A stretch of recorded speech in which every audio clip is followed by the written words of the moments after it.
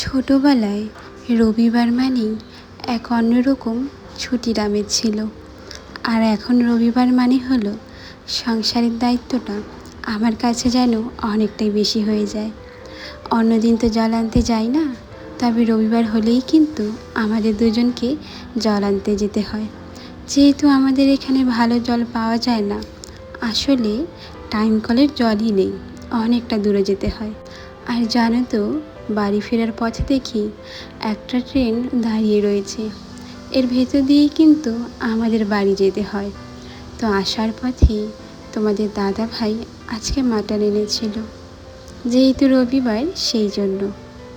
সারা সপ্তাহ জুড়ে তো কাজ থাকে, তেমন কিছু রান্নাবাড়িও হয় না, খাওয়া দাওয়াও হয় না।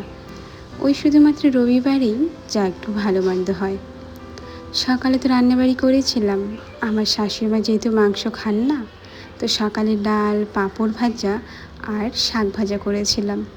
উনি খাওয়া দাওয়া করে কাজে চলে গেছেন। আর দুপুরে আমার জন্য, তোমাদের দাদা ভাই, আমার ভাসুর আর শ্বশুরমশাইয়ের জন্য রান্নাটা করছি। প্রথমেই মাংসটাকে ভালো মতো ধুয়ে নিয়ে লবণ, হলুদ, তেল দিয়ে মাখিয়ে রেখেছিলাম। তারপর আমরা সবাই যেমনভাবে রান্না করি, পেঁয়াজ, আদা, রসুন, কাঁচা লঙ্কা, গুঁড়ো মশলা, ঠিক সেভাবেই কিন্তু রান্নাটা করে নেব।